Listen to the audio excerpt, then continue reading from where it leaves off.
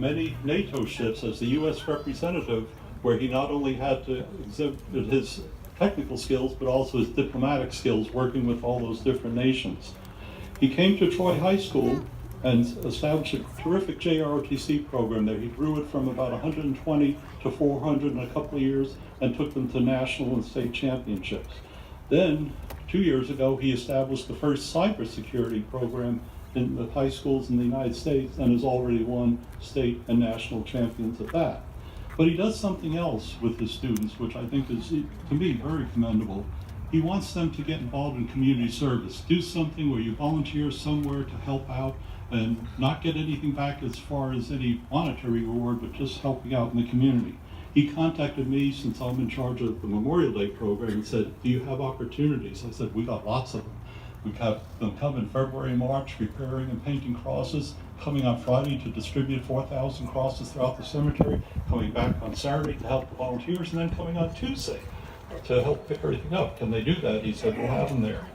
2 years ago, Fullerton changed their school calendar, and they ended it the Thursday before Memorial Day, and we were worried, would they be there because no credits to be earned? They're out of school and everything? No problem. He had instilled that in them, that they showed up. Even some graduated seniors came out and helped. So we didn't miss a beat on that. And it doesn't matter whether those cadets are going into medicine, law, teaching, business, whatever. Very few will probably enter the armed forces for a career. But the giving back to the community is something he's instilling them at the time. And guess what? There's absolutely zero cost to the taxpayer, zero cost to the school district. It's just outstanding leadership that he provides. So please give a warm welcome to my good friend, Commander Allen Stubblefield.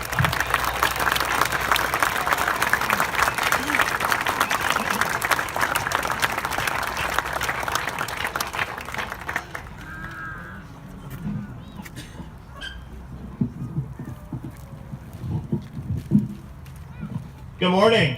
Yeah, we're awake. That's good. I'm a teacher. I gotta check that. 7 a.m. class. They're always my sleepy people. So good morning. Thanks for having me. I've been fortunate enough to call Fullerton my home since 2005, and I know for some of you I'm just a newcomer. But I've lived in 13 states, and California is the state that I've lived the longest. It's the one that both my children are from, and more importantly, it's the one that my wife is from. My family today is in Iowa, Texas, and Florida, so we're very much an extended family between my siblings and my father. My wife and I chose Orange County after 21 years of Navy service from a lady who I married who had never moved in her life. She married a sailor, and the Navy saw fit to move us 10 times in 18 years. She was able to speak from firsthand experience, having either lived in several states or traveled through most of them, that when it came time to retire, we're going back home. Her parents are here from Tustin, so we were looking for a place that was going to offer our children, Patrick and Amy, who were 5th grade and 7th grade at the time, a place to offer a great education. We'd heard about this place called Troy High School, and so we said, let's go settle next to Troy. I had no idea I'd ever be teaching at Troy, but I've been doing so since 2006. Today I want to share some of the lessons that I've learned in my 25 years of wearing the uniform from the time I entered the Naval Academy until I retired in 2005. I'm going to share them in a series of sea stories. Sea stories are like fairy tales. There's a little bit of truth and a lot of falsehoods, or a lot of embellishments. And depending on who the teller of the tale is, the sea story gets better and better every time it gets told. The first time, and I want to start by a fellow motorist said thank you. And I wasn't quite sure what had just happened there, because I was just pumping my gas, but he goes, no, thank you for your service. And I said, thank you. I didn't know really what else to say, but that has become my reply. Because when I was in charge of Troy's Navy Junior ROTC program, the young men and women that you see in front of you are not in the military. They understand that, but yet they wear the uniform that represents those who serve. And so the quickest way for them to reply when somebody said, "Thank you for your service," is "Thank you," or excuse me, "You are welcome," because that just kind of sums up things. Again, all those who are veterans and those who are close family members of veterans, please stand. And again, thank you for your service.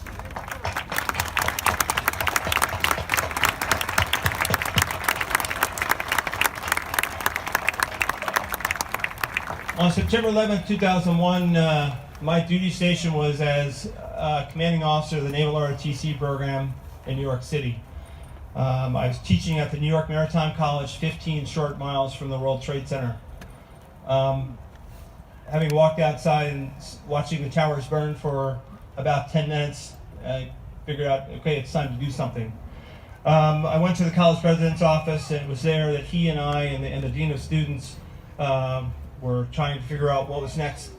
And the college president decided, well, let's cancel classes for the day. I was thinking, well, okay, that's a pretty obvious call. Well, we were a maritime college. We had a lot of boats because we were training our college students to become officers in the merchant service. So I turned to the dean of students, who was a merchant captain, not a military man, and said, we need to send our boats down to the southern tip of Manhattan. And he answered, no, they will call us if they need us. And I'm thinking, there's chaos down there. They don't know who to call. They don't know what they even need.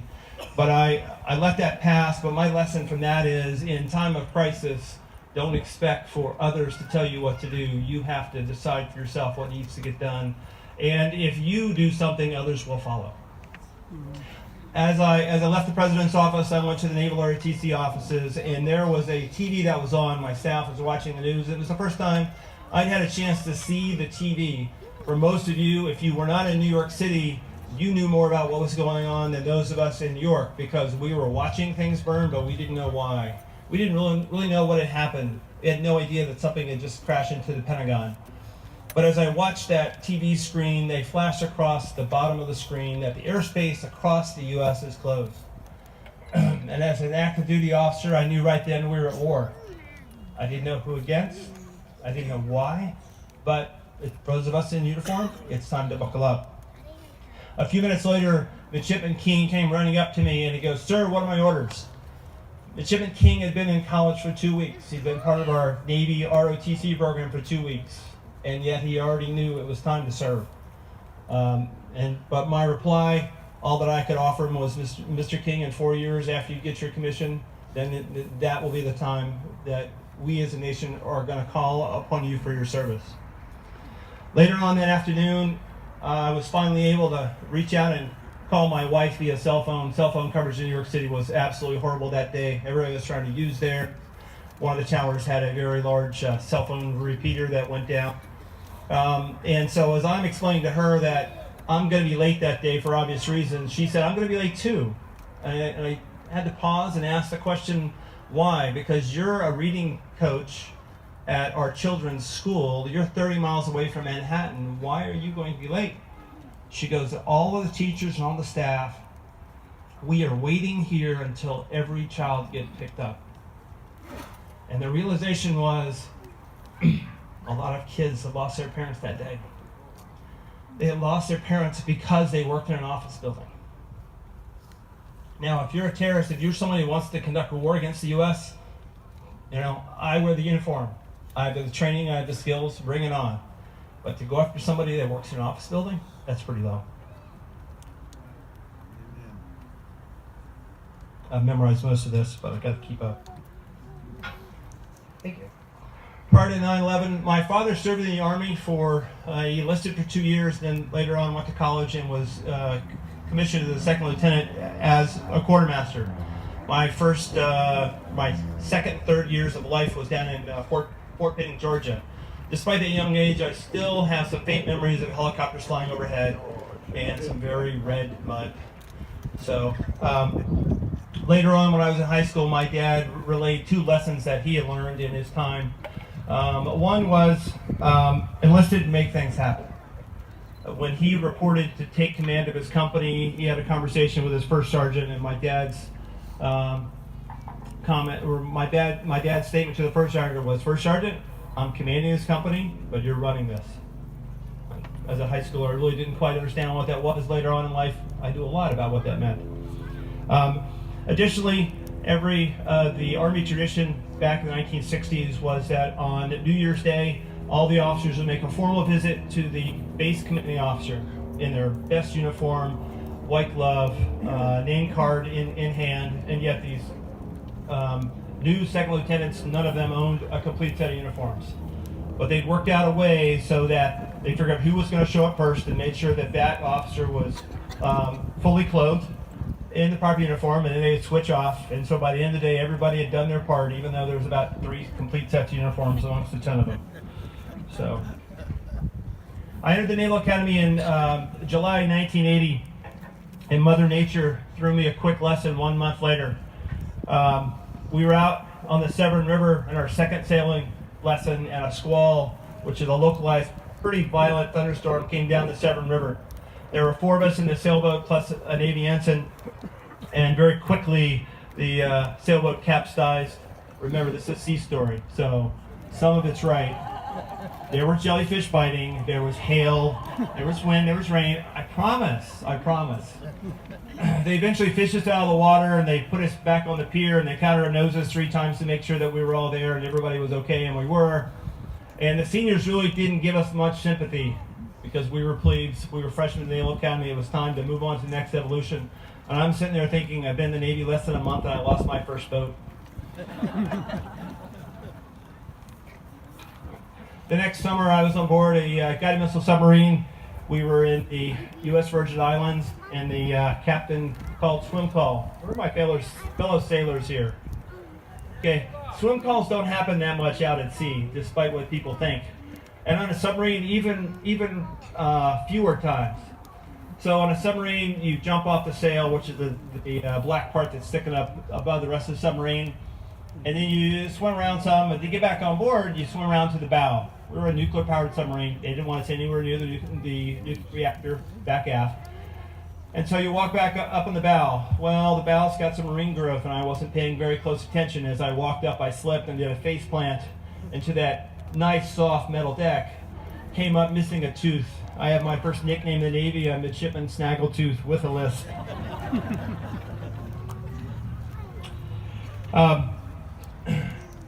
The next summer, I was conning or driving one of our patrol craft down in San Diego, and we're making our approach to the pier, and I completely messed it up. I froze. I didn't give the orders that I was supposed to. And a bad day at sea will give you a nickname. So we bumped into the other yard boat. Nobody got hurt, minor damage, but now I have a new nickname, and that's Captain Crunch. It gets better.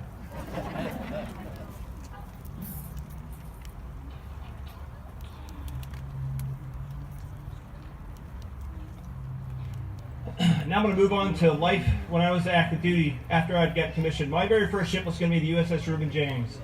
She was being built in San Pedro in the old Todd shipyards next to Long Beach, back when we had a Navy base here in Long Beach, for those of you that remember those days. And we were the first ship to hold the name Reuben James. So as a young ensign, I'm like, curious, hey, how do we, what were the other 2 ships that held the name? And this is, for the cadets, it was life before the internet. You had to go to the library and find a book. And so I look and I find the first ship was built at the end of World War I, but she was the first ship we lost in World War II. But she wasn't at Pearl Harbor. She was doing convoy duty. We were escorting merchant convoys as far as Iceland, and the Brits would take over from there to take them to England. But the Germans really didn't care. So October 31st, 1941, a German U-boat sent a torpedo into the Reuben James, and she sank. We lost 100 sailors. 44 survived. And so it was my quest to try to find some of those survivors. And as I looked at some old copies of the New York Times from that first week of November 1941, one of the articles had a listing of all the survivors, had their their initials, their last name, and their hometown of 1941, and that's all I had to go on. After a lot of phone calls and a lot of people trying to help me out, I found the leader of the Survivors Association, and we were able to have 12 of those survivors who came to our commissioning ceremony here in Long Beach in 1986.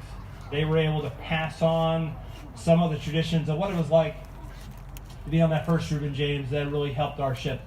But it was amazing how many of those 12 survivors were still back in their hometowns in 1941. For those of you who have served, I'm sure several of you are here from California. You joined the military from California, and you did your time, and then you came back home. And thank you for that. Then there's others like myself, served a lot of time in California, said, no, this is my new home. So.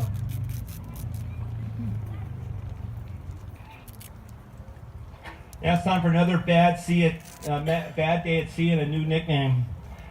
Reuben James was deployed to the Persian Gulf in 1988. Iran and Iraq were at war. Whose side were we on? Some of you may have heard of Sun Tzu, author of The Art of War, an ancient Chinese general. The enemy of my enemy is my friend. Okay. Iran had not been nice to us in 1979, having occupied our embassy for 444 days and keeping our Americans hostage for that time. So anybody who was against Iran was our friend, even Saddam Hussein. Yes, Saddam Hussein.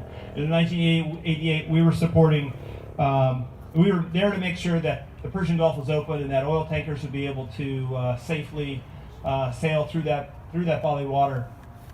Well, I was one of 3 officers that was standing off to the deck.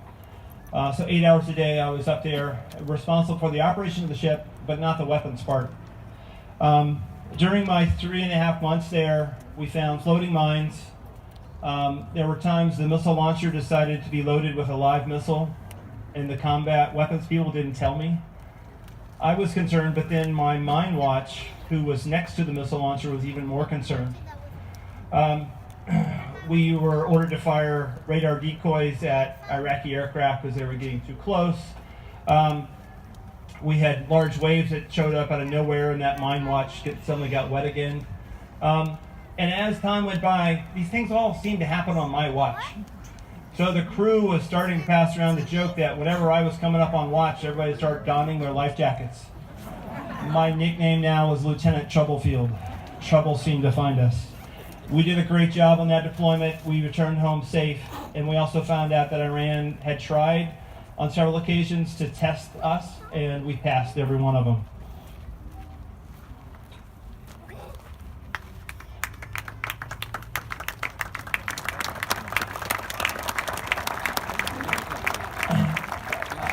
I want to finish today as a Navy father talking about those who you got family members who are serving. The Harris family is has a large influence on the veteran groups here in Fullerton. Their wife Katie is stationed in Europe. My son today is on a ship, the USS Chung Hoon, that deployed for the Persian Gulf last week. As a family member, life's different. You don't get to make any decisions. You're really at the mercy of whatever the military decides is going to be their schedule. When I retired in 2005, both my son and daughter had decided that, no, Dad, you need to stay in. We really think going on board ships is really cool. My wife was to the point where we could drive down to Navy base and she could tell you every ship type for all of the ships that were next to the piers. You know, we understood what was going on. So when my son reported to a ship, they pulled into San Diego for about a week, so we made the trip down to San Diego to have dinner. And after dinner, we said, Patrick, now you're going to give us a tour of your ship. And he goes, I don't know how to do that. I said, that's okay. We do. So we went to the pier and we said, okay, see the officer deck there? You're going to go tell them that your family's here and that you're going to give us a tour. But Dad, I don't know my way around the ship yet. That's okay. We do. So, the Navy's done great things for him. He was kind of a wayward 20-year-old, and looking for something to kind of figure out what was going on. And today, the age of 25, the Navy's done great things with him, and he really enjoys what he does and how he does it. Again, thank you all for being here today. For the cadets, thank you for not falling out. Appreciate that. And to, again, all of our veterans, thank you for being willing to serve for our great country. Thank you.